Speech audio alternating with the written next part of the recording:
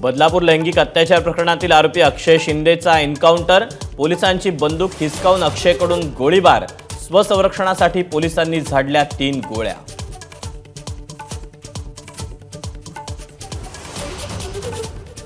बदलापूर अत्याचार प्रकरणातील आरोपी पोलीस चकमकीत ठार, मुख्यमंत्री एकनाथ शिंदेंची माहिती।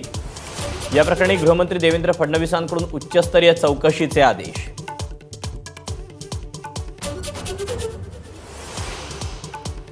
पुढील चौकशीला ब्रेक लावण्यासाठी अक्षय शिंदेचा एन्काउंटर झाला का? विरोधकांचा सरकारला सवाल, बंदूक आरोपीच्या हातात लागलीच कशी? पोलिसांवर प्रश्नांचं फायरिंग।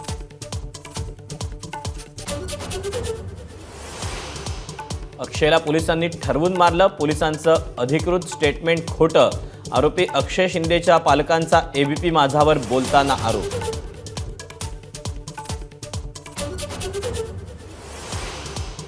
जवळपास 2 कोटी महिलांना 29 सप्टेंबरपर्यंत लाडकी बहीण योजनेचा 3रा हप्ता, कॅबिनेटनंतर आदिती तटकरेंची माहिती।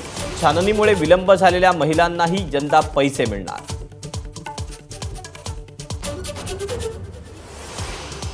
केंद्रीय गृहमंत्री अमित शाह 2 दिवसांच्या महाराष्ट्र दौऱ्यावर, आज आणि उद्या पदाधिकाऱ्यांशी साधणार संवाद।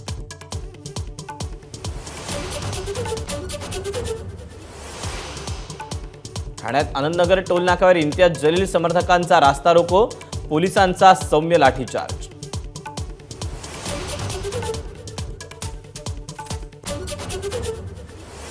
पंतप्रधान मोदींच्या 26 सप्टेंबरच्या दौऱ्यासाठी पुण्यात खड्डे बुजवण्याचं काम निकृष्ट दर्जाचं, माधाच्या कॅमेऱ्यामुळे पोलखोल, राष्ट्रपती द्रौपदी मुर्मूंनीही व्यक्त केली होती नाराजी।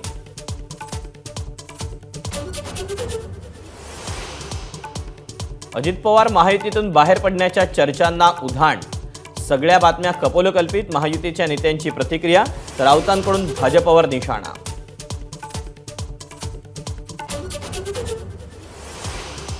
राज ठाकरे आणि मुख्यमंत्री एकनाथ शिंदेंची अचानक बैठक, दोघांमध्ये बंद दाराआड अर्धा तास चर्चा, भेटीवर जोरदार तर्कवितर्क।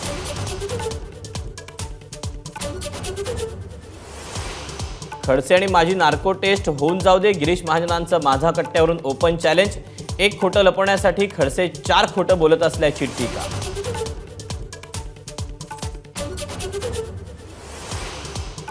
मुंबई विद्यापीठाच्या सिनेट निवडणुकीसाठी आज मतदान, युवासेना विरुद्ध अभाविपा असा सामना, 10 जागांसाठी 28 उमेदवार रिंगणात।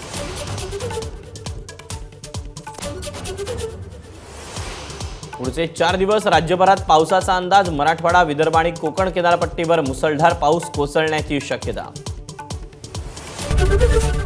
एबीपी माझा, उघडा डोळे बघा नीट।